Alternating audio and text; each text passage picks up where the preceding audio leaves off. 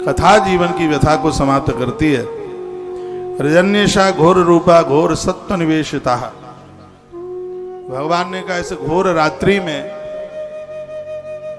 और तुम सब अपना अपना घर परिवार छोड़ करके आ गई हैं, लेकिन मेरी यह समझ में आ नहीं रहा है कि आधी रात्रि को यहां आने का मतलब क्या है, कारण क्या है।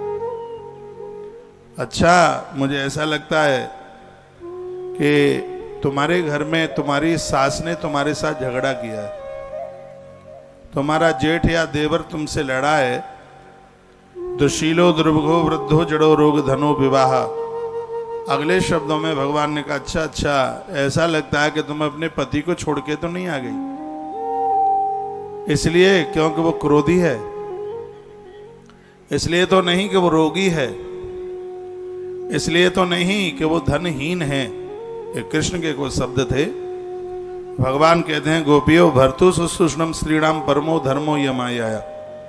नारी के लिए इस धरती पर पातिव्रत धर्म से बड़ा कोई धर्म नहीं है। जो नारी अपने पति के प्रति पूर्ण श्रद्धा रखती है उसको व्रत करने की जरूरत नहीं पड़ती, कृष्ण कहते हैं। जो नारी अपने पति के प्रति श्रद्धा रखती है उसको तीर्थ यात्रा करने की जरूरत नहीं पड़ती, ऐसा भगवान श्री कृष्ण कहते हैं। भगवान कृष्ण कहते हैं जो नारी पति का अपमान करती है, जो नारी उससे छिपाव करती है, उससे दुर्व्यवहार करती है, भगवान श्री कृष्ण भी कहते हैं और आचार्य चाणक्य भी कहते हैं, ऐसी नारी धरती के संपूर्ण तीर्थ करके आ जाए तो भी उसका कल्याण नहीं होता। मातृशक्ति के लिए सबसे बड़ा यदि कोई धर्म है तो पातिव्रत धर्म है।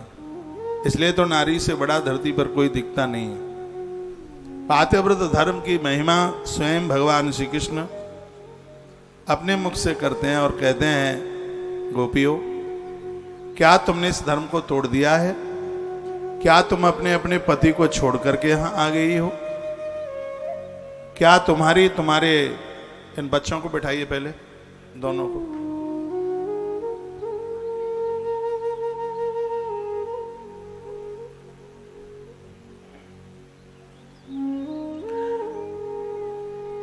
क्या तुम्हारे सास ससुर से तुम्हारे साथ द्रोह हुआ है? कोई झगड़ा हुआ है? गोपियों की बोलती बिल्कुल बंद थी, कुछ बोल नहीं पा रही थी। तब भगवान श्री कृष्ण ने कहा हे गोपियों, तुम मुझसे मिलने के लिए आई हो। ये कृष्ण क्या है सुनिए। पुरुष वही है धरती पर धन्य जो पुरुष किसी का धर्म ना बिगाड़े, और उन लोगों का कोई जीवन नहीं है जिस स्त्री की वजह से किसी पुरुष का धर्म बिगड़ रहा है। और यदि किसी पुरुष की वजह से किसी नारी का धर्म बिगड़ रहा है, उनका जीवन नहीं है किसी भी प्रकार का। कृष्ण के महावाक्य देखिए। भगवान श्री कृष्ण कहते हैं स्त्री हो चाहे पुरुष, उसे अपना धर्म बचाकर और संभाल करके ही रखना चाहिए। पातिव्रत धर्म में उस समय भगवान श्री कृष्ण ने एक बड़ी अद्भुत कथा सुनाई। वो कहते हैं गोपियों, अपने इस ब्रज मंडल में एक ब्राह्मण रहता था, नित्य अग्निहोत्र करता। पातिव्रत धर्म का कितना बड़ा प्रभाव है माताएं सुनेंगी। कृष्ण कहते हैं कि उसके आंगन में एक हवन कुंड खुदा हुआ था जिसमें अग्नि दधकती रहती थी। एक दिन की बात थी, ब्राह्मण कई बार से आया, पत्नी के घुटने पर अपना मस्तिष्क रखकर उसको नींद आ गई। थका हुआ था, पैदल चल के आया, उसको नींद आ गई। छोटा एक बच्चा था घर में, बालक लुढ़कता लुढ़कता हवन कुंड के पास तक पहुंचा जिसमें आग दधक रही थी, लौएं बाहर आ रही थी। पत्नी ने मन में विचार किया, क्या करूं, मैं बच्चे को नहीं बचाती हूं तो ये हवन कुंड में गिरकर ये इसकी मृत्यु हो जाएगी, और पति मेरे घुटने पर मस्तिष्क रख करके सो रहे हैं, यदि मैं कहीं इनको जगा देती हूं तो मेरा पातिव्रत धर्म नष्ट हो जाएगा। विचार कीजिए, पति को जगाने से पातिव्रत धर्म नष्ट होता है, तो जो देवियां पति के पीछे लाठियां लेकर के भागती हैं उनका कौन सा धर्म नष्ट होता होगा, भगवान ही जाने भैया। ऐसा जीवन जीना। और सुनिए, मैं कहूंगा नारी के लिए तो धर्म है ही, लेकिन पुरुष के लिए भी धर्म है। पुरुष भी ऐसा जीवन जिए कि नारी तुम्हारे अंदर नारायण का दर्शन करे, भगवान का दर्शन करे, परमात्मा का दर्शन करे। दोनों एक दूसरे के पूरक। उर्मिला अयोध्या में अपने धर्म का निर्वहन करती है तो लखनलाल वन में अपने धर्म का निर्वहन करते। और याद रखिएगा, जैसे स्त्री पुरुष के जीवन में धर्म है, संयम है, इंद्रियों के ऊपर अपना पावर है, कंट्रोल है, ऐसे पुरुषों को भगवान से मिलने के लिए नहीं, परमात्मा को उनसे मिलने के लिए स्वयं चल करके आना पड़ता है। मैंने पूर्व में भी बोला है, जीवन में चरित्र से बढ़कर के कोई दूसरी संपदा नहीं है। भगवान श्री कृष्ण कहते हैं, बच्चे ने छलांग लगा दी, लुढ़क के गिर गया नीचे, अग्नि और तेज हो गई, उसकी आंख में आंसू आ गए, घूंट पी करके रह गई। वह गोपी कृष्ण सुना रहे हैं। 3 घंटे के बाद में उसके पति की नींद खुली, तब वह दौड़ती हुई गई और गोपियों सुनो, अग्नि देवता अपने गुण को भूल गए। अग्नि का काम है जलाना, बहुत ज्यादा गर्म, लेकिन वो अपना गुण भूलकर बर्फ की तरह ठंडे बनकर उस बच्चे को उछाल उछाल करके खेल रहे थे। यह पातिव्रत धर्म का प्रभाव है देवियों। इसलिए मेरा कहना है, अब तुम अपने अपने घर के लिए वापस चले जाइए। तुमने वन जंगल देख लिया, मुझे भी देख लिया, अब तुम चले जाइए। श्रवणात् दर्शनात् ध्यानात् मयि भावोन कीर्तनात् न तथा सन्निकर्षेण प्रत्यात् ततो ग्रहण। हे गोपियों, मेरी लीला और गुणों के श्रवण से, दर्शन से और मेरे कीर्तन से भला होता है। घर में ही जाकर के कीर्तन करो।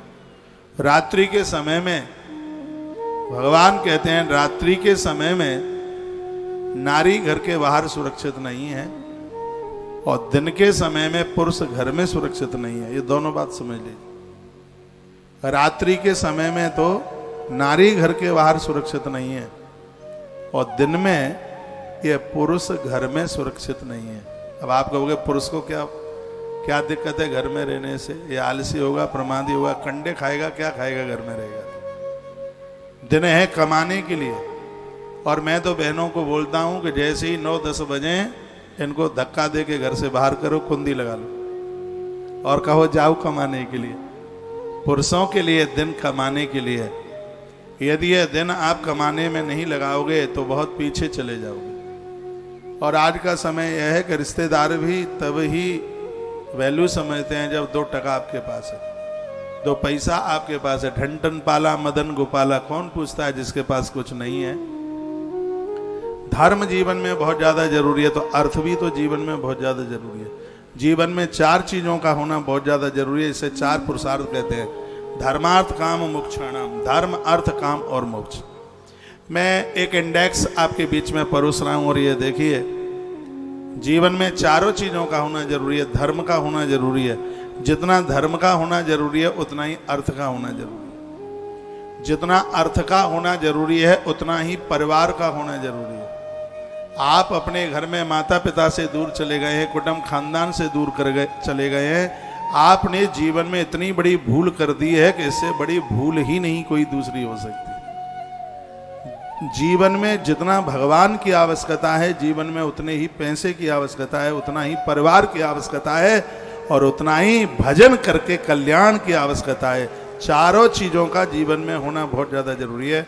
सुखताल की धरती से अभी अभी मैंने एक बात बोली है, यदि तुम माता पिता से, परिवार से, अपनी पत्नी और बच्चों को लेकर के बहुत दूर चले गए हो, घर में आना जाना बंद कर दिया है, माई बाप से, भाई बंधुओं से आपने बातें करना बंद कर दिया है, इससे बड़ी भूल तुम्हारी जिंदगी की दूसरी नहीं हो सकती। याद रखिएगा, ये सब चीजें आप ये कहें कि बस बच्चे और पत्नी, नहीं।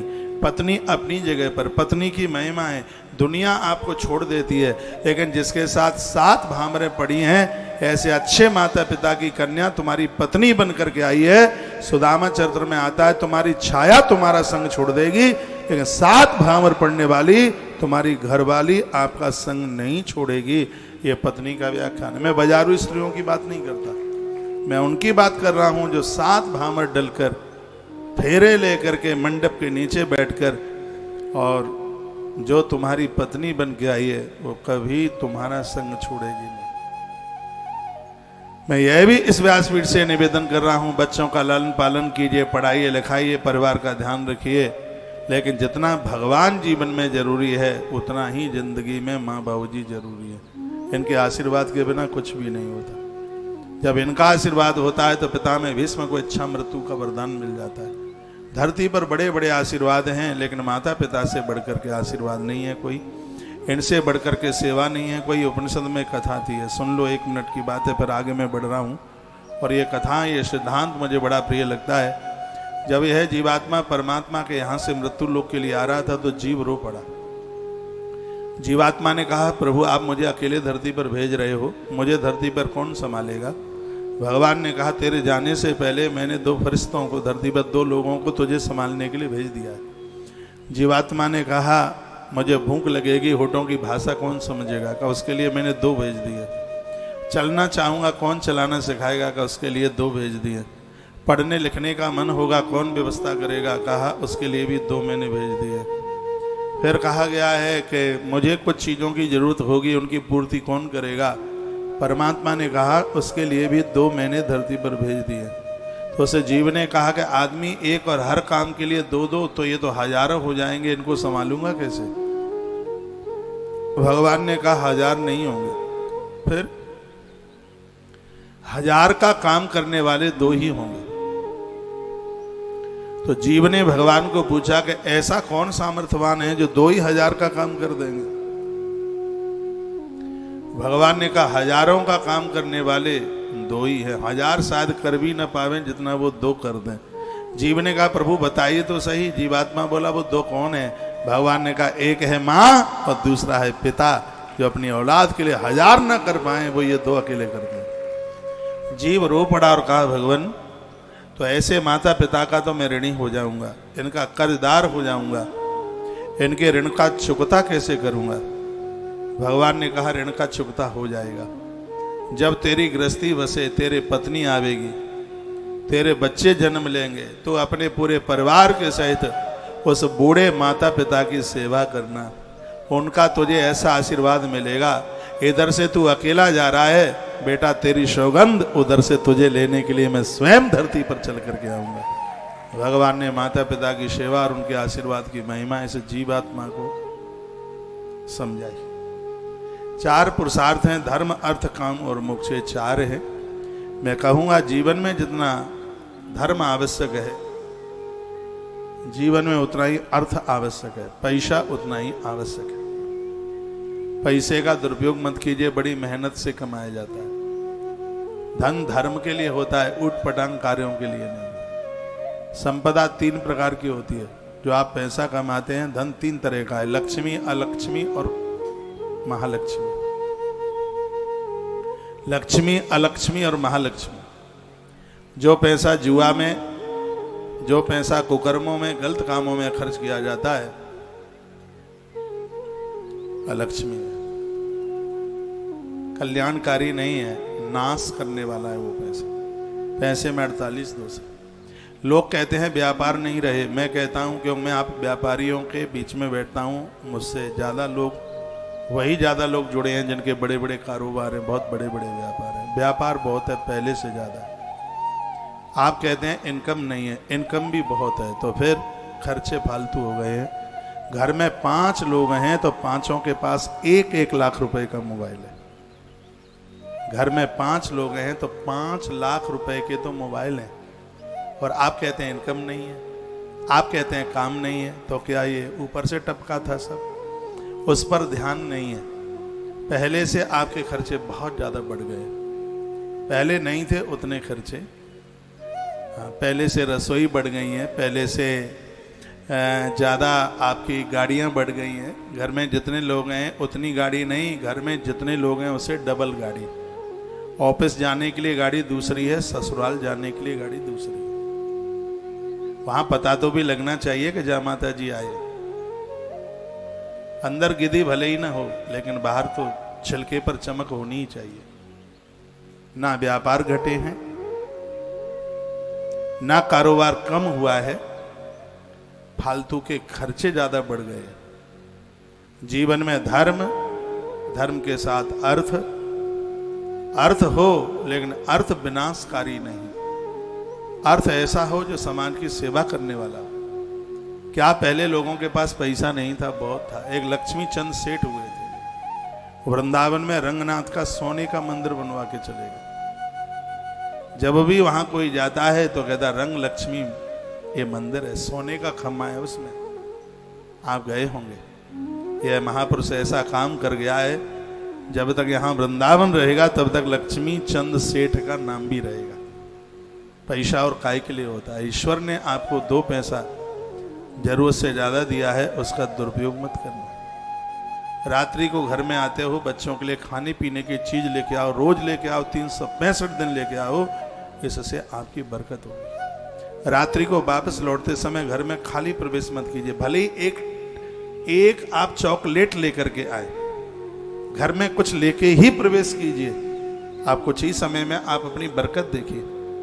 कभी बच्चों के लिए लेके आइए, माँ बाबू जी के, और वो सब इकट्ठा ही करके लेके आइए। मैं कहूँगा सुबह का नाश्ता भले ही अकेले हो जाए, दोपहर का भोजन भले ही अकेले हो जाए, लेकिन शाम की बयारू अकेले नहीं होनी चाहिए। सब बैठ करके, पास बैठ करके कीजिए। आपकी घर की बरकत देखिए, घर का आनंद आप देखें। मैं कहूँगा कि आप एक ही घर में, दरवाजा एक ही अंदर प्रवेश करने के लिए, रसोइयाँ अलग अलग हैं। प्लीज प्लीज प्लीज मेरा निवेदन है, रात्रि का भोजन पास पास बैठ करके कीजिए। बहू भी वही हो, सास माँ, पिताजी, देवरानी, जेठानी। देवरानी बेटी नहीं, बेटी से ज्यादा होती है। जेठानी माँ नहीं, माँ से ज्यादा होती है। जो आपकी पुत्र वधू है वो बेटिया नहीं, बेटी से ज्यादा होती है। एक बार आपकी सास माँ, माँ नहीं, माँ से ज्यादा होती है। नारी को प्यार चाहिए, स्नेह चाहिए। इस धरती पर 84 लाख योनियों में जो जब से ज्यादा लाड़ की चाहना करती है वो एक नारी है, वो एक स्त्री है। सच मानिए, यदि तुम्हारे घर में इसको लाड़ और प्यार मिल गया तो इसको पियर भूलने में बिल्कुल देर नहीं लगेगी, हमेशा के लिए आपके लिए समर्पित हो जाएगी। लेकिन बेटियों को ससुराल में प्यार मिले तब तो है ना। लेकिन मैं बहनों को कहना चाहूंगा, आप भी ऐसे रहिए, ऐसे रहिए आप कि तुम्हारे सास माँ को तुम्हारे पति से भी ज्यादा तुम ज्यादा बढ़िया लगे। और ये माता पिता की एक मैंने विशेषता देखी है, उन्हें अपने बेटों से भी अपने बेटों के बेटे बहुत प्यारे लगते हैं। कल शाम को यहाँ बच्चा आया था, भाई सन्नी का बेटा। मैंने आपको देखा था, आप कैसे उसको कितना दुलार कर रहे थे। मैंने कहा ये है मूलधन से ज्यादा प्यारी ब्याज है। यहीं की बात है, यहाँ गोवर्धन पूजा हो रही थी, मैं सब और खुशी, चेहरे पर प्रसन्नता, एक अपनत्व, एक भाव। मैं निवेदन करना चाहूंगा, तुम भले ही सास ससुर से बोलना बंद कर दें, लेकिन ये वृद्ध लोग हर क्षण हर पल तुम्हारी कामना के लिए भगवान से प्रार्थना करते हैं। शायद अपने बच्चे को देख करके तुम इतने प्रसन्न न हो जितना कि तुम्हारे बच्चों को देखकर तुम्हारे बूढ़े सास ससुर जितने प्रसन्न होते हैं, जितनी उन्हें खुशी मिलती है, जितनी उन्हें प्रसन्नता मिलती है। ऐसा कुछ जीवन जिया जाए। रास लीला की कथा बहुत अद्भुत है, ये रहस्यों से भरी हुई कथा है। यह परिवार को संगठित करने वाली कथा है, ये घर में प्यार से रहने वाली कथा है। रास का मतलब है टपकता हुआ स्नेह। चाशनी भी उतनी मीठी नहीं होती जितनी मिठासता लाड प्यार दुलार में होता है। और ऐसी ही कथा है परिवार का स्नेह, परिवार का प्यार प्रेम। जहाँ परिवार का हर व्यक्ति ईश्वर के लिए पुकार करता है, वही तो गोपी गीत है भागवत में। ईश्वर को पुकारना, तुम्हारी आवाज वह सुनता है, वो महारास बन जाता है। ऐसी कथाएं इस ग्रंथ की अद्भुत है। 4 बातों पर बोलता हुआ मैं आगे बढ़ रहा हूँ, जिसमें एक है धर्म। आपके घर के जितने भी लोग हैं सब तुलसी को वंदन कीजिए। 24 घंटे में से एक बार आपके घर में जो मंदिर बना है, एक बार तो सब वहाँ खड़े होइए, चाहे आरती के माध्यम से, स्तुति के माध्यम से। राम जी ने महर्षि वाल्मीकि जी को पूछा था रामायण की कथा में, गुरुदेव मैं कहाँ रहूँ? तो गुरुजी ने कहा, हे राम, जिस घर में, उस मंदिर में घर के सब लोग आके मत्था टेकते हैं, तुम अयोध्या रहना भले ही भूल जाना, लेकिन उन लोगों के घरों में रहना मत भूलना करो। आप सबके घर में मंदिर होना चाहिए। आप ऑफिस जाते हैं, प्रभु को प्रणाम करके जाइए और यह कह के जाइए, भगवान हम आपसे इतना सा मांगते हैं, शाम को फिर हमें आपका दर्शन हो जाए। ऐसा कह के निकल पड़िए, भगवान दो रूप से तुम्हारे संग चलेगा। एक रूप उनका आगे होगा और एक पीछे होगा। भगवान आपकी चिंता करेंगे, फिक्र करेंगे कि मुझसे मांग के गया है, रात्रि को दर्शन होना चाहिए, तो इसे कहीं कोई तकलीफ न हो जाए। भगवान संग संग तुम्हारे चलेंगे।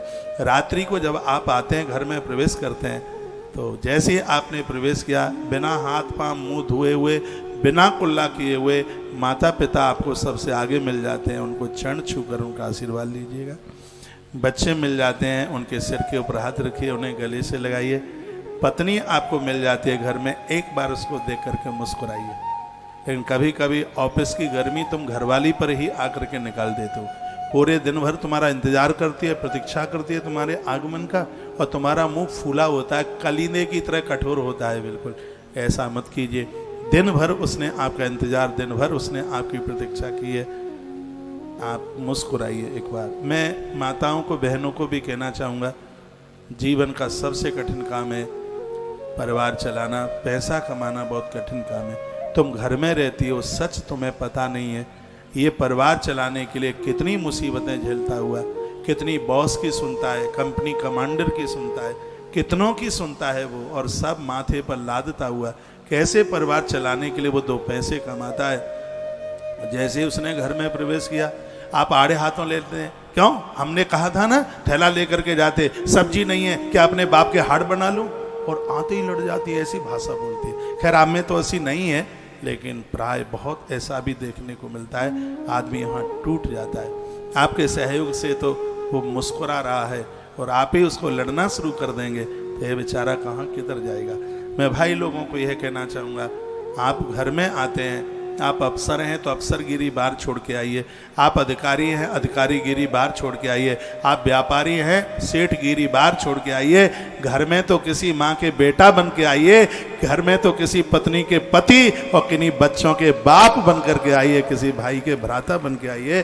फिर जीवन जीने का आप शकुन देखिए, जीवन जीने का आनंद आप देखिए। जीवन में दो चीजें मन छोड़ना, एक है संगत और एक है पंगत। रात्रि की बयारू पास पास बैठ के करना, इससे आपका प्रेम बढ़ेगा।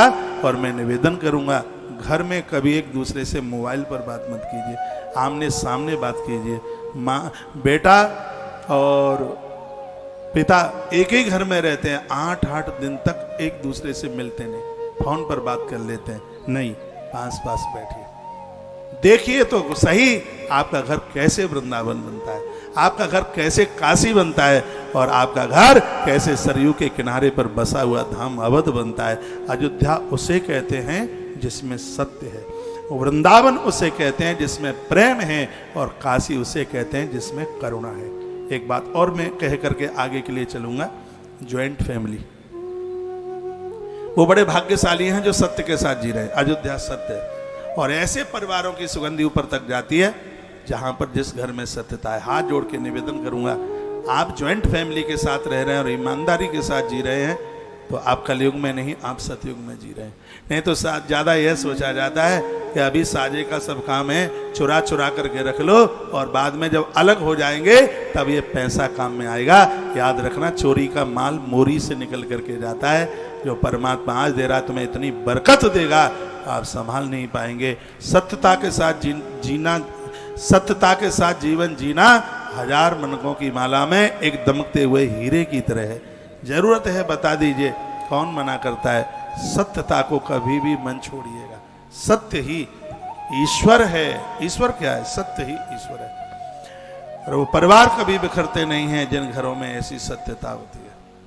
छोटे बड़े एक दूसरे का मान और सम्मान करना जानते हो, उस घर की बरकत नहीं रुकती। दूसरी बात कहूँगा, प्रेम। श्री धाम वृंदावन कृष्ण की नगरी है और वो प्रेम का प्रतीक है।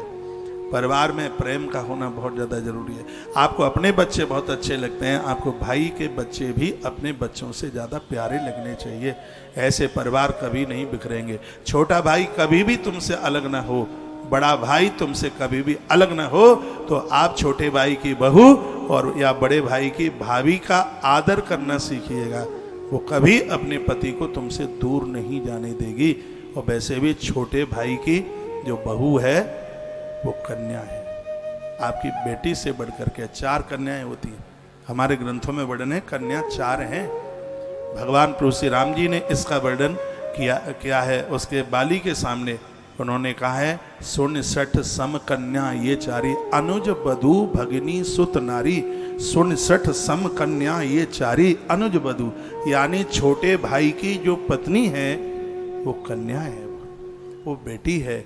इसके लिए जो आप कर बैठे हैं, समझ लो ये आपने अपनी बेटी के लिए कर दिया, अपनी कन्या के लिए कर दिया, अनुज बधू।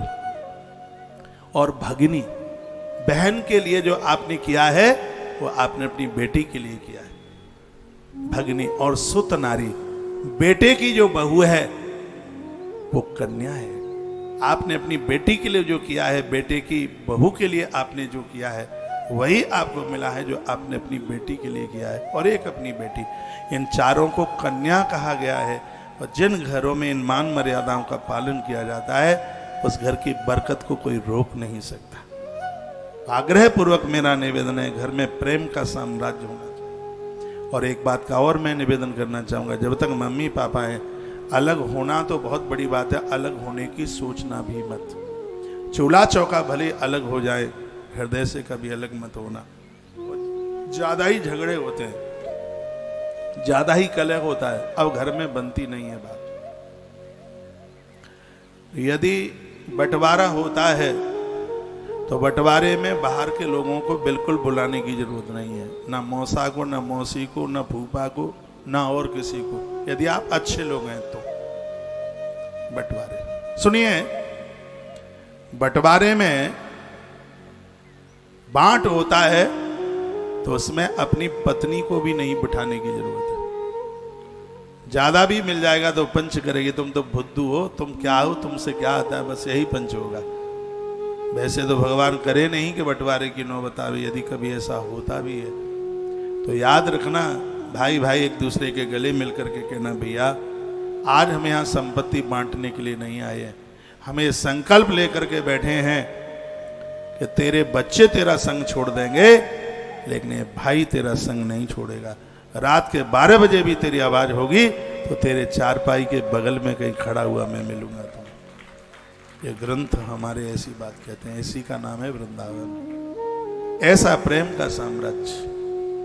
और तीसरी बात है करुणा, जो काशी को करुणा का रूप माना गया। शंकर रहते हैं ना, वहां शंकर करुणा के प्रतीक हैं। कर्पूर गौरम करुणावतार। करुणा का मतलब है परिवार में किसी के ऊपर दिक्कत परेशानी आई है, ईश्वर ने आपको 2 पैसे ज्यादा दिए, कभी मन में ये बात ना आवे कि ये वापस देगा कि नहीं देगा। वो कोई बाहर का नहीं, वो अपना है। आपका चाचा हो सकता है, आपका बड़ा पापा हो सकता है, आपका भाई बड़ा हो सकता है और आपका भाई छोटा हो सकता है, तो कोई भी तो हो सकता है। धन आपके पास 2 रुपया ज्यादा आया है, किसी का सहयोग करने के लिए, वहाँ पूछने की जरूरत नहीं है, वहाँ करने की जरूरत है। ऐसे लोगों की बरकत कभी रुकती नहीं है, यह प्रकृति उसको दुआएं देती है। मान लिया जाए कि आपने अपने चाचा को या बड़े पापा को बचा लिया, उनके पास पैसा नहीं है, 2 पैसे तुम्हारे पास, उनके बच्चे तुम्हें कितनी दुआएं देंगे, कितने आशीष देंगे कि तुम उसको बांध नहीं पाओगे, इकट्ठा नहीं कर पाओगे। ये कथा तो यही बोलती है। ऐसा जीवन जिया जाए तो सच मानिए बैकुंठ धरती पर है। ऐसा जीवन जिया जाए, समझ लीजिए कि परमात्मा धरती पर है। भगवान श्री कृष्ण के जो शब्द हैं अद्भुत, तो उन गोपियों को कहने लगे धर्म एक ऐसी चीज है, उस धर्म के प्रभाषा कृष्ण को धर्म करने से होता क्या है। कृष्ण बोले कि धर्म करने से पाप जलते हैं। एक एक शब्द सुनने लगे। गोपियों ने कहा पाप जलने से क्या होता है? कृष्ण कहते हैं जिनके पाप जल जाते हैं उनका हृदय निर्मल हो जाता है। गोपियां बोली हृदय के निर्मल होने से क्या होता है? कृष्ण बोले जिनका हृदय निर्मल हो जाता है उनको मैं मिल जाता हूं, उनके हृदय में मैं आके बैठ जाता हूं। गोपियां बोली भगवान वैसे हम चली भी जाती हैं, अब नहीं जाएंगे क्योंकि रिजल्ट आज हमारा निकल के आ गया है। आज हमारा परिणाम घोषित हो गया है कि हम पापनी हैं ही नहीं। यदि हम पापनी होती तो आपका दर्शन हमें कभी भी नहीं होता, हम आपके चरणों में खड़े ही नहीं हो सकते थे।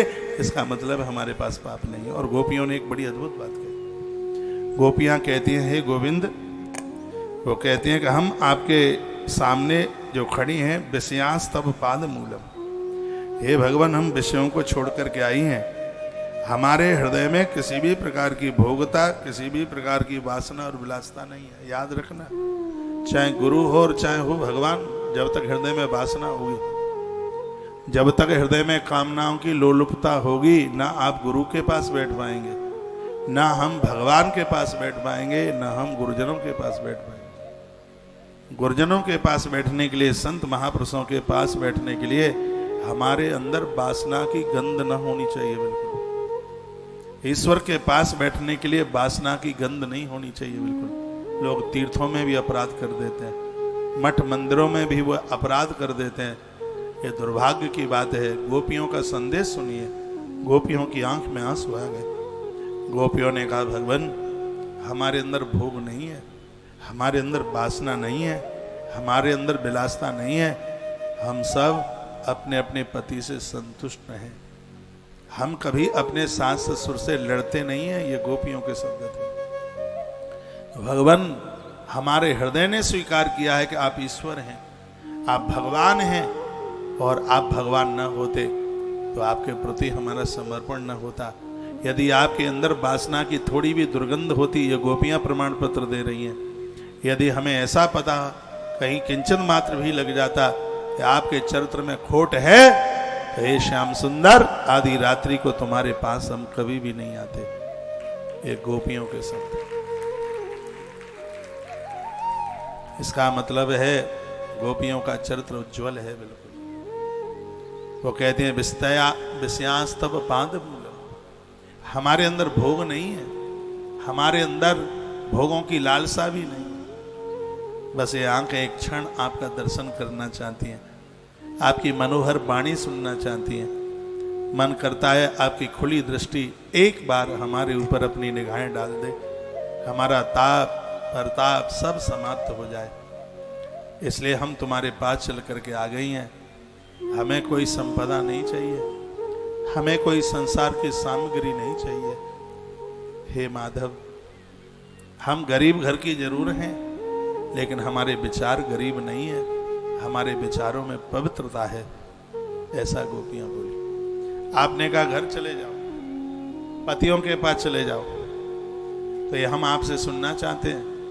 जिस नारी का पति परदेश चला गया हो या दुनिया छोड़ के ऊपर चला गया हो, तो उस समय उस नारी को क्या करना चाहिए।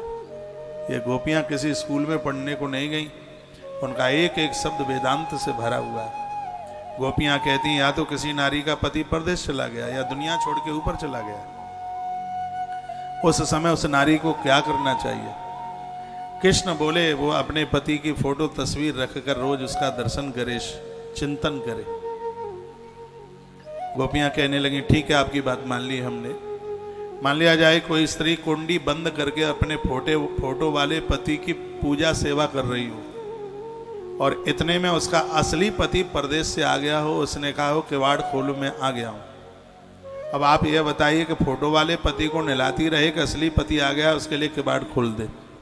कृष्ण बोले हैं, जब असली पति आ ही गया है तो फोटो की फिर जरूरत ही क्या है।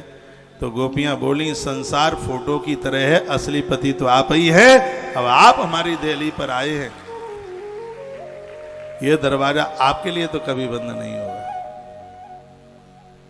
यह भगवान श्री कृष्ण के शब्द थे। भगवान श्री कृष्ण गोपियों की परीक्षा ले रहे हैं। गोपी स्त्री नहीं, गोपी जीव है। जीवात्मा जब परमात्मा के यहां जाता है तो परमात्मा उसको ठोक ठोक करके, बजा बजा करके देखता है कि संसार में अभी इसकी वासना तो नहीं है।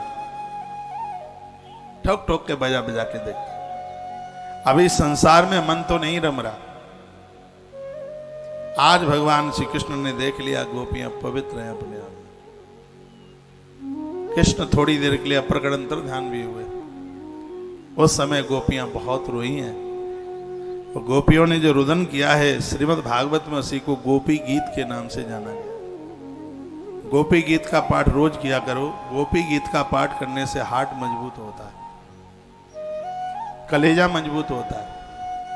ऐसा कहते हैं, जो गोपी गीत का पाठ करता है उसको कभी हार्ट अटैक की बीमारी नहीं हो सकती। गोपी गीत में इतनी एनर्जी है, इतनी ऊर्जा है उसमें, ऊर्जा का इतना बड़ा स्रोत है। कृष्ण को दर्शन करने के लिए गोपियों ने रुदन किया। वो तो वृक्ष लताओं को पूछ रही थी, भैया आम तुमसे हमारा है काम, तुमने हमारे गोविंद को देखा है क्या? जवाब नहीं मिला। वृक्ष पीपल को पूछा, भैया पीपल कर दो कृपा हमारे ऊपर, क्या कृष्ण को देखा क्या? जवाब नहीं मिला। आगे बहन जूही कन्हैया को बता दे, तू ही, तूने श्याम सुंदर को देखा क्या? जवाब नहीं मिला। तब गोपियों ने वहां रुदन जो किया है, सुखदेव भगवान ने उसी रोने के आंसुओं को एक गीत के रूप में लिख दिया। उसी का नाम है गोपिका गीत। अपने अपने मोबाइल में सर्च करके गोपी गीत निकालिए, एक दो श्लोक बोले लेते हैं। उसमें है, संस्कृत आपसे आएगी नहीं, हमारे संग संग आप बोल लेंगे। गूगल में जाके मोबाइल में डालो गोपी गीत।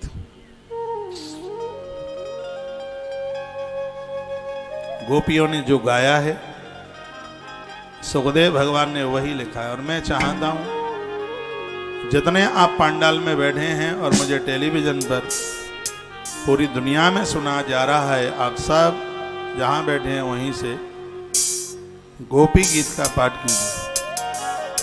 यहां भी कीजिए और हमेशा हमेशा के लिए कीजिए। गोपी गीत के पाठ का प्रभाव है, आप निर्णय लेने में सक्षम हो जाए। कभी कभी ऐसा होता है, आप अद्भुत काम करने को जाते हो, आप निर्णय नहीं ले पाते, ये करें या ना करें, ये करें या ना करें। हम लोग गोपी गीत का पाठ करते हैं, निर्णय लेने में 5 मिनट भी नहीं लगते, और जो निर्णय लिया जाता है उस निर्णय में सफलता भी मिलती है। कोई न कोई पाठ स्तुति नित्य करना जरूरी है, आवश्यक। जागते समय गोपी गीत का पाठ करो और सोते समय रुद्राष्टक का पाठ करो। दिन भी बढ़िया निकलेगा, रात भी बढ़िया निकलेगी। गोप्या होचु, गोपियों ने गाया पहला श्लोक, 19 श्लोक है इसमें, एक दो श्लोक बोले लेते हैं। जयति ते जयमना प्रज प्रजति इंदिरा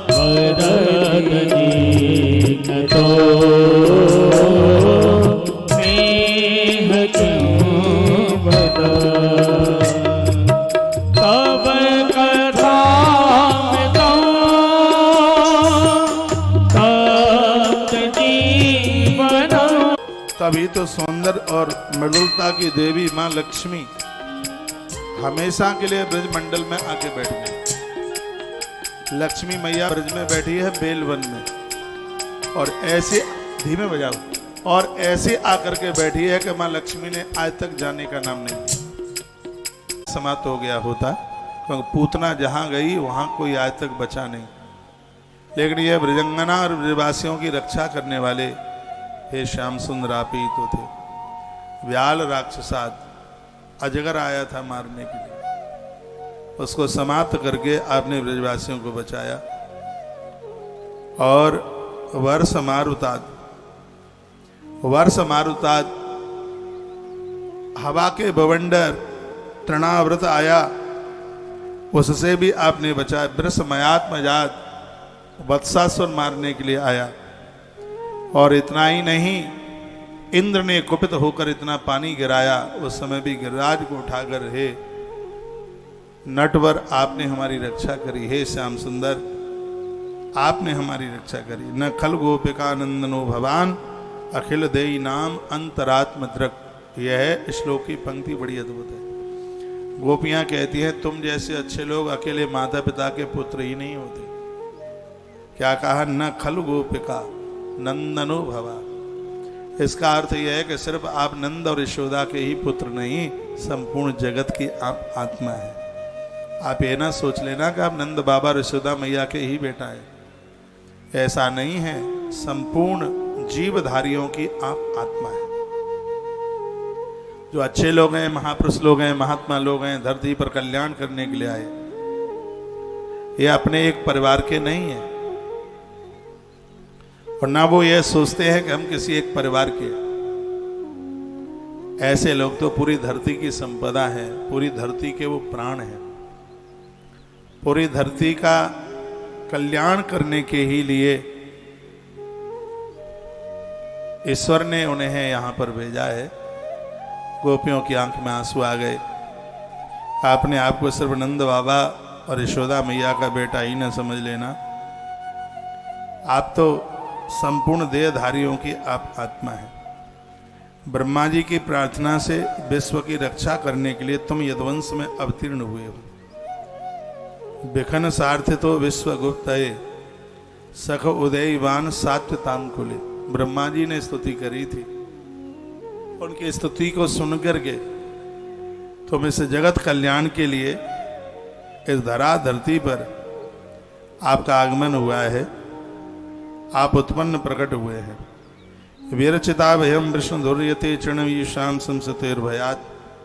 गोपियां कहते हैं कि अपने प्रेमियों की अभिलाषा पूर्ण करने वालों में अग्रण्य हे यदुवंश शिरोमणि आप है।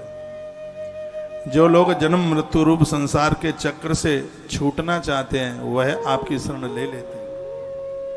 गोपियां इस श्लोक में कहती हैं कि जिसने तुम्हारे चरण को पकड़ लिया वह संसार में कभी डूब नहीं सकता, और जिसको तुमने छोड़ दिया है वो इस संसार में कभी तैर नहीं सकते। जिसको तुम छोड़ दोगे उसको तो डूबना ही पड़ेगा, और जिसको तुम पकड़ लोगे वो कभी संसार में डूब नहीं। इसको राम जी के चरित्र में भी सजाया हुआ है। बहुत ध्यान से सुनिए। जब सेतु का निर्माण हो रहा था तो बंदर भालू बड़े बड़े पहाड़ लेकर के आए। नल और नील ये दो बानर हैं। ये एक पत्थर पर रा लिखते हैं, दूसरे पर मां लिखते हैं। पत्थर छोड़ देते हैं, पत्थर पानी में तैर जाता है। भी थोड़ा डाल के देख लो। राम जी ने पत्थर उठा तो लिया, लेकिन सोचने लगे कि सबके बीच में मैंने पत्थर छोड़ा और पत्थर कहीं पानी में डूब गया तो बदनामी हो जाएगी। लोग कहेंगे अरे भैया छोड़ो, राम से तो राम के नाम का प्रभाव ज्यादा है। तो राम जी को लगा कि मैं ऐसी जगह पर पत्थर डालूं जहां मुझे कोई न देखे। तो प्रभु श्री राम जी ने एक पत्थर लिया और चल पड़े। हनुमान जी दूर से देख रहे थे। हनुमान जी को लगा कि ये इधर मुंह करके आज कहां जा रहे हैं। तो आगे राम जी और पीछे हनुमान चल पड़े। राम जी ने तो सोचा भी नहीं कि मेरा बिना कहे कोई मेरे पीछे आ भी सकता है। बहुत दूर राम जी चले गए, हनुमान तो पीछे ही पीछे पहुंच गए। तो राम जी ने बहुत दूर जाकर के और समुद्र में एक पत्थर छोड़ दिया और पत्थर गया डूब। हाल ही डूब गया, देर नहीं लगी। तो ऐसे इधर उधर देखा। राम जी ने कहा तो भी ठीक रहे, हम दूर चले आए, हमें किसी ने देखा भी नहीं। हनुमान जी ने पीछे से ताली बजा दी, हमने देखा, हमने देखा, हमने देखा। राम जी ने पीछे मुड़ के देखा तो हनुमान, इतना सा मुंह राम जी का रह गया। माइक खोलो भाई। राम जी ने कहा हनुमान सुनो, मेरे हाथ से छोड़ा गया पत्थर है, डूब गया है, ये बात बेटा किसी को बोलना मत, बदनामी हो जाएगी। हनुमान कहते हैं तुम्हारी इसी सादगी के ऊपर तो प्रभु मैं आपका दीवाना हो गया। आपके सामने मुझे कुछ जचता नहीं है, यही तो तुम्हारी सहजता सरलता है। आप कितने सहज हैं भगवान, आपको क्या ये नहीं पता है जिसको आप पकड़ना चाहेंगे संसार में वही बच पाएगा, जिसको आपने छोड़ दिया है उसको तो डूबना ही पड़ेगा। उसको कौन बचा? जिसको तुम पकड़ लो वो बच जाएगा, जिसको आपने छोड़ दिया उसको तो डूबना ही है। गोपियों की आंख में आंसू आ गए, गोपियां रो पड़ी। हे गोविंद, हे श्याम सुंदर, हम तो आपके बिना मूल की दासी, आज आप हमें त्याग करके चले गए। हमारा अपना कुछ भी नहीं, हमारी पहचान आपसे। इस धरती पर वही हैं आज सुरक्षित जिनको आपने संभाल लिया है, जिनको आपने छोड़ दिया है वो संसार में जल गए हैं। विधाता ब्रह्मा ने हम लोगों के कल्याण के लिए आपकी स्तुति करी। ये गोपी गीत है, आपकी स्तुति करी, तब आप इस जगत कल्याण के लिए इस धरती पर भगवान आपका प्राकट्य हुआ है, आप प्रकट हुए। जो लोग जन्म मृत्यु के संसार के चक्कर से डर करके भयभीत होकर के महात्मा बन करके हमेशा हमेशा के लिए आपके क्षण पकड़ लेते हैं। आप कितने उदार हैं, आप कितने महान हैं। जो लोग अपने कुटुंब खानदान परिवार को छोड़कर आपकी शरण में आए, ये बात साधारण नहीं है। उस हर भक्त का अंतिम संस्कार आप अपने हाथों से करते हो। उन्होंने किया है, सूरदास जी का क्या है, बहुत होगा। आप कितने उदार हैं, कितने महान हैं। जो एक बाप जीवन भर अपनी औलाद के लिए कमाता है और अंतिम समय पर वो है औलाद उसे मुखाग्नि नहीं देती, लेकिन जिस भक्त ने आपको स्वीकार कर लिया है, आपको अपना बना लिया है, ऐसा वह भक्त दुनिया को छोड़ के आपकी शरण में आता है, उसको मुखाग्नि देने का काम आप करते हैं गोविंद। वो कैसे लोग हैं जो अपने आप को अकेला समझते हैं। आर्तिहन वीर योषिताम निजनस में अध्वंस निस्मिता भज सखे भवत किंकरी स्मनु जल रुहानम चार दर्श। गोपियां कहती हैं, हे श्याम सुंदर, ब्रजवासियों के दुख दूर करने वाले वीर शिरोमणि श्याम सुंदर, तुम्हारी मंद भी खिन्नता नहीं होती, आपके चेहरे पर कभी कोई दुख की रेखा नहीं होती। आपने अपना यह अवतार अपने लिए नहीं, अपने भक्तों के लिए धारण किया है। हे हमारे प्यारे, आप हमसे रूठो मत, गोपियां कहते हैं, आप हमसे रूठो मत। आप हमारे अपने हैं, हम तो तुम्हारी दासी हैं, तुम्हारे चरणों पर न्योछावर हो चुके हैं। हमें तो तुम्हारे चरणों से बढ़िया चरण ही किसी के नहीं लगते। गोपियों का एक एक भाव बड़ा अद्भुत है। गोपियां कहती हैं, निज जनस्मया ध्वनुम सनस्मिता भज सखे भवत किंकर स्मनु जलवाहनम चारु दर्शया। आपका ये सांवला मुखमंडल ये छिपाने के लायक नहीं है। हम जैसे जनों के ताप पर ताप तो सिर्फ आपका मुख देखने से ही संतुष्टि मिल जाती है। आप हमसे छिपे क्यों हो, आप ओझल क्यों हो हमसे? एक बार हमारे सन्मुख आ जाइए, एक बार हमारे सामने आ जाइए। जो हम और आप पूजा करते हैं उसमें पूरा गोपी गीत ही तो होता है। हम भगवान को स्तुतियां करते हैं, आरती करते हैं, कहते हैं, वो एक गीत गाया है ना, वो पूरा गोपी गीत के ही ऊपर है। बड़ी देर भई नंदलाला तेरी राह तके ब्रजवाला, है ग्वाल बाल एक एक से पूछें, है कहें आगे, कहाँ है मुरली वाला, बड़ी देर भई नंदलाला। वो यही 6 नंबर का जो श्लोक है गोपी गीत का, इसी 6 नंबर के श्लोक के ऊपर ही यह पूरा का पूरा भजन बनाया गया। गोपियां कहती हैं, जो आपने सांवला सा अपना जो मुख हमसे छिपा करके रखा है, हे कृष्ण, हे श्याम सुंदर, हे हमारे प्रिय सखा, एक बार हमारे सामने प्रकट होकर हमें अपने चरणों में अपना मस्तक रख लेने दो। एक बार अपने पवित्र नेत्रों से आप हमें देख तो लो। गोपियां कहती हैं कि अच्छे लोगों की दृष्टि पड़ने से जीव के सारे दुख नष्ट हो जाते हैं। गोपियां कहती हैं उनके जीवन में कोई विपदा नहीं होती है। हम गुरुजनों के दर्शन करने को क्यों जाते हैं? महापुरुषों के दर्शन करने से हमारे पाप जल जाते हैं। संत दरस जिमी पातक डरे, हमारी आपदाएं, हमारी परेशानियां, हमारी मुसीबतें टल जाती हैं महापुरुषों का दर्शन करने से। महापुरुषों के दर्शन का इतना बड़ा प्रभाव है। भगवान एक बार आप अपना मुखमंडल तो हमें दिखा दो। दो बातें कही यहाँ गोपियों ने, चरण और मुख देखने के लिए। ठाकुर जी को आप नहलाते हैं तो उन्हें स्नान करा के उनके चरण अपने माथे पर रोज रखा करो और भगवान के मुख प्रदेश का दर्शन रोज किया करो। ऐसे मन को शांति मिलती है। ऐसा करने वाला ये जीव ही तो गोपी है। गोपियां कहती हैं कि एक बार अपना मुखमंडल, सांवली सूरत और एक बार अपने चरण तो आप हमें दिखला दीजिए। तुम्हारे चरण कमल शरणागत प्राणियों के सारे पापों को नष्ट कर देते हैं। ये गोपियों का कहना है। 7वें नंबर का श्लोक है, प्रणत देही नाम पाप कर्षणम। प्रणत देही नाम पाप कर्षणम। धरती के जितने भी पापी लोग हैं वो सगरे तुम्हारे चरणों का सहारा ले लें।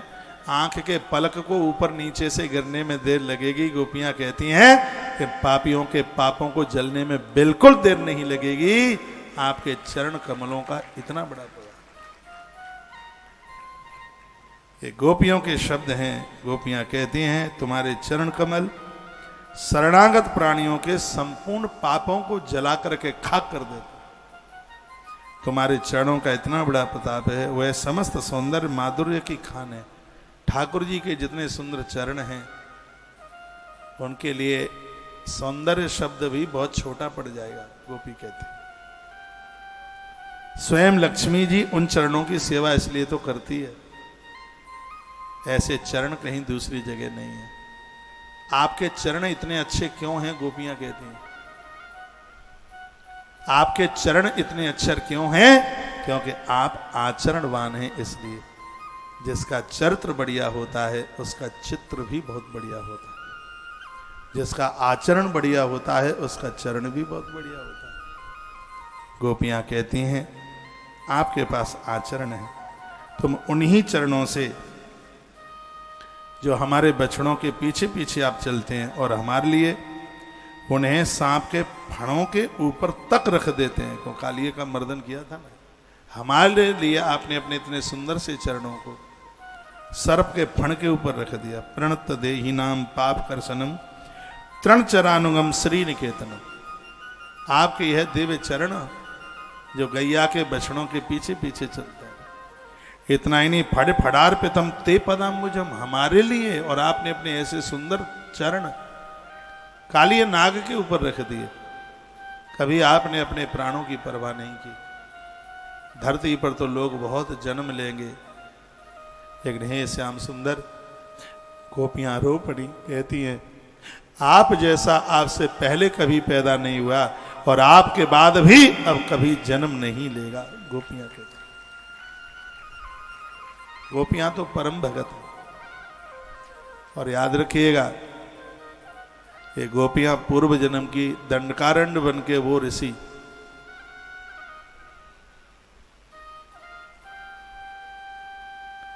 एक दिन वनवास की यात्रा में राम जी के पास पहुंचे।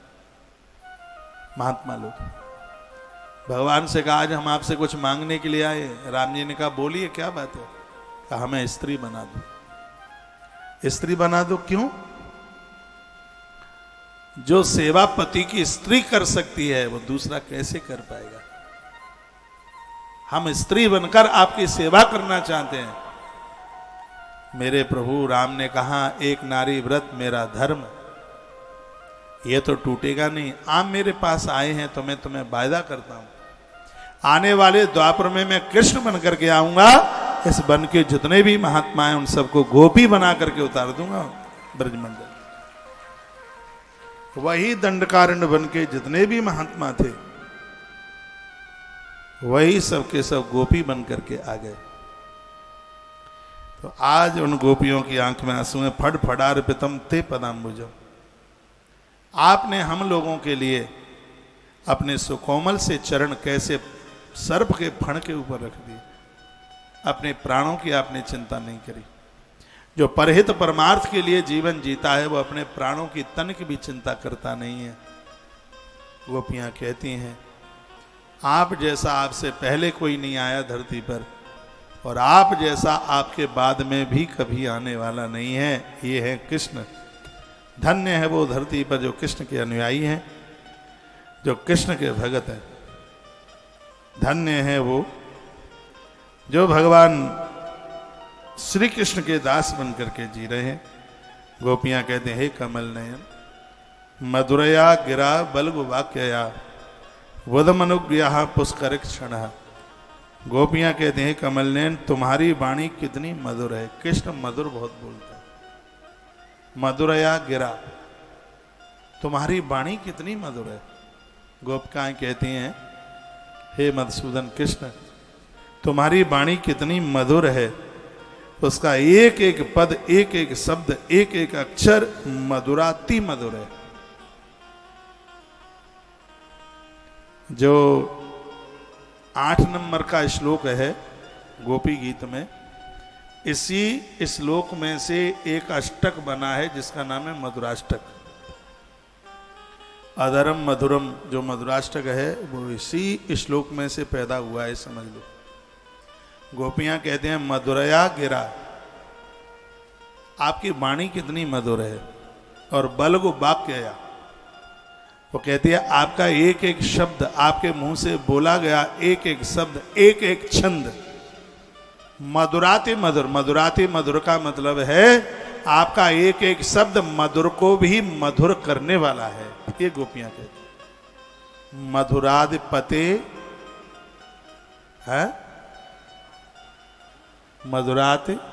मधुराधिपते रखिलम मधुरम।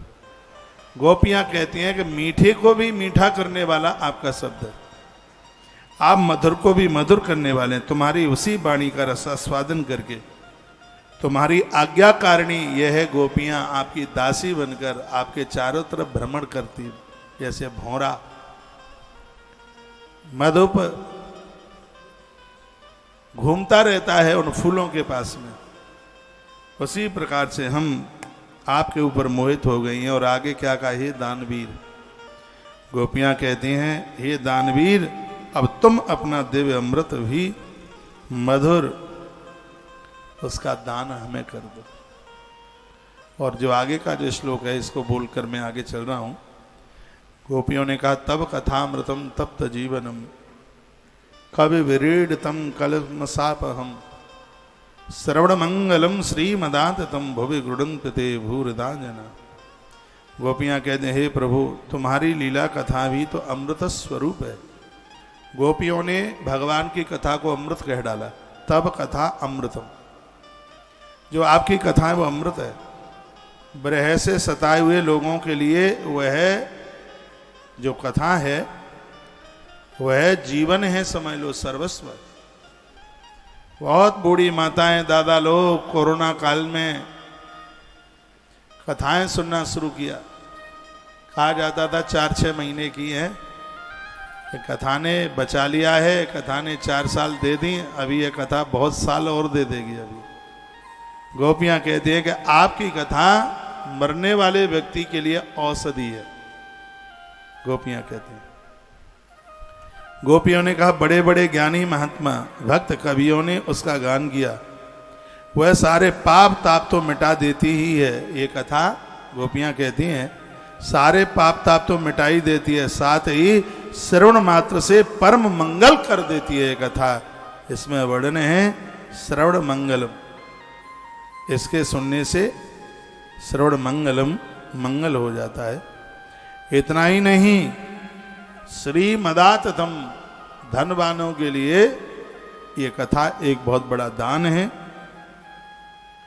गोपियां कहते हैं भुवि गृढ़ंते भूरिदांजना, इस धरती पर जो लोग भगवान आपकी कथा का दान कर रहे हैं इस मृत्यु लोक में उनसे बढ़ करके और कोई दूसरा दानी नहीं हो सकता।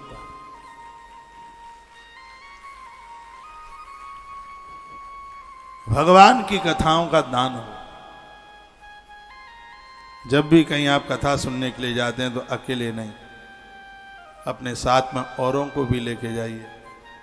टाइम होता नहीं है भगवत हर चर्चा के लिए, समय निकालिए, कथा सुनने के लिए जाइए, क्योंकि आज गोपियों ने कह दिया है मरने वाले व्यक्ति के लिए अमृत है कथा, तृप्त करने वाली है कथा, जीवन देने वाली है कथा। जो कथा का दान करते हैं इस धरती पर, उनसे बड़ा कोई दूसरा दानी नहीं है। आप ऐसे कितने भाग्यशाली जिन्होंने कथा का आयोजक बनकर कथाओं का दान किया, कथाओं को बांटा है। गोपियां कहती हैं कि उनसे बड़ा दानी नहीं है कोई, सबसे बड़ा दानी है। गोपियां बहुत रोई, गोपियां रोई तो भगवान सन्मुख आकर के प्रकट हो गए। बोले रास बिहारी सरकार की जय हो। भगवान सन्मुख आकर के प्रकट हुए। गोपियों ने भगवान को देखा, हृदय प्रफुल्लित हो गया। माइक खोलिए। मन गदगद हो गया। दो ही खंड मंडिता, दो दो गोपियों के मध्य में एक भगवान श्री कृष्ण। यमुना के किनारे पर महारास का आयोजन हुआ और इस महारास में स्वयं पार्वती वल्लभ भगवान महादेव चल कर गया। एक दिना भोले भंडारी बनकर के ब्रज की नारी वृंदावन आ गए। पार्वती जी मना के हारी, नहीं माने त्रिपुरारी, वृंदावन आ गए। आज ये महाराज यमुना के किनारे हुआ था। स्वयं चंद्र देवता ने इस पूरे दृश्य को निहारा, आनंद में अपने आप को भाग्यशाली माना। स्तब्ध हो गया यमुना का जल। देव देवियां अंबर आकाश से इस महाराज का रास, इस महाराज का आनंद लेने लगी। कैलाश छोड़ करके महादेव ब्रज में आ गए इस रास का दर्शन करने के लिए। चंदा नाच रहे थे, सूरज नाच रहे थे, इसमें तारे भी नाच रहे थे।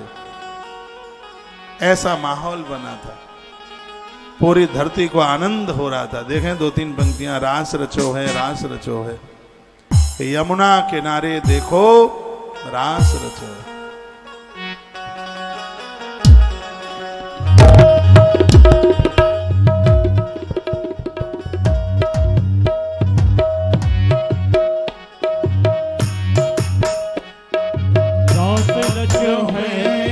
रास रचो है, यमुना किनारे कौन रास रचो है, रास रचो है, रास रचो है, यमुना किनारे कौन रास रचो है, रास रचो है, रास रचो है, यमुना किनारे कौन रास रचो है, रास रचो है, रास रचो है, यमुना किनारे कौन रास रचो है। गोकुल में देखो, वृंदावन में देखो, गोकुल में देखो, वृंदावन में देखो, राधा नाचे रे श्याम संग, राधा नाचे रे।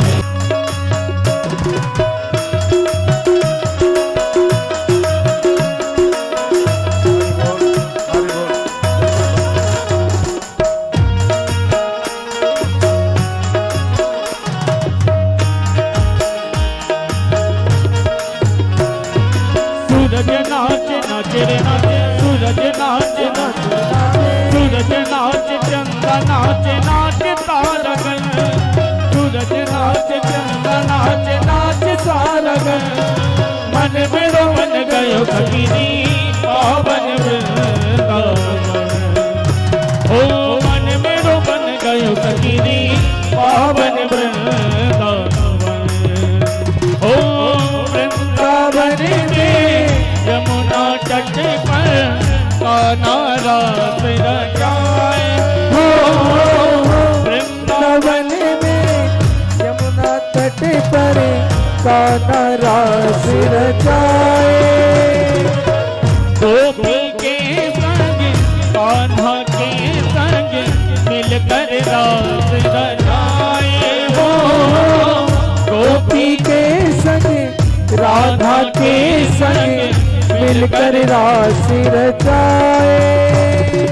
रास बिहारी संग राधा सुकुमारी संग, रास बिहारी संग सुकुमारी संग, संग में विराजे श्याम संग राधा नाचे रे, श्याम संग राधा नाचे रे।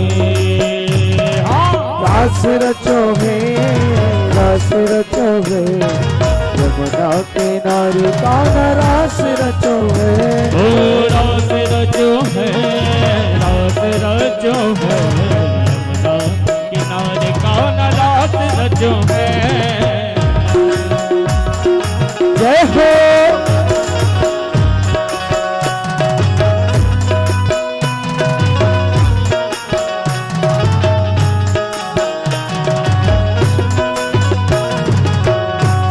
बोलो रास बिहारी सरकार की। जय हो।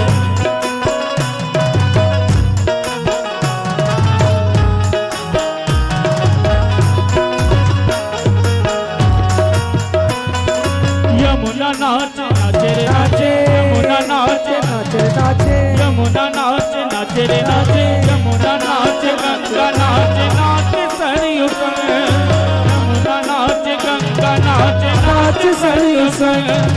मन ओ मन मेरो बन गयो फकीरी पावन वृंदावन, चंद्र किरण का श्याम सलोना, दो आँखें कजरारी हो, चंद्र किरण का शरी संग रास बिहारी संग रास प्यारी। ब्रज में विराज। जय हो।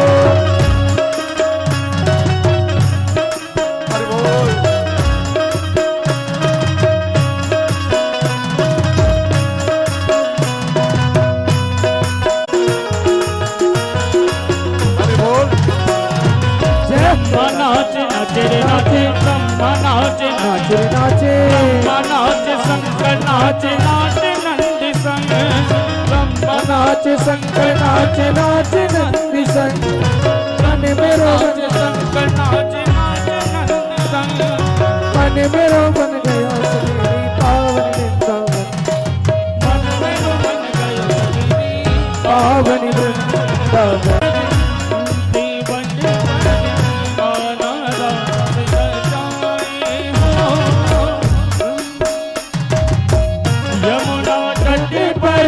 बंसी बट पर गाता रास रचाए हो।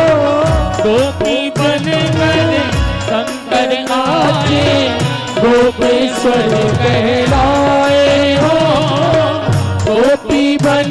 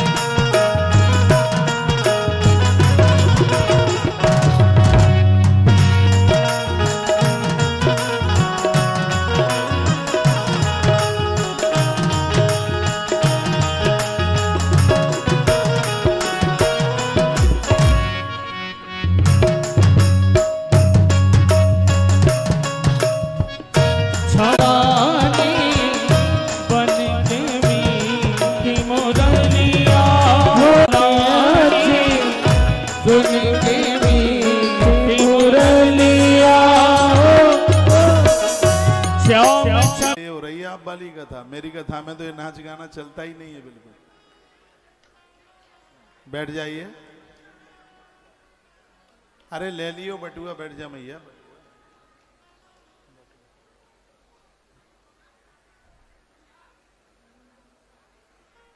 प्लीज प्रार्थना है, सब बैठ जाएं।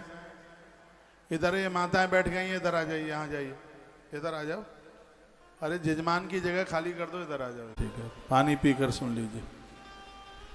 दे दे राधे राधे।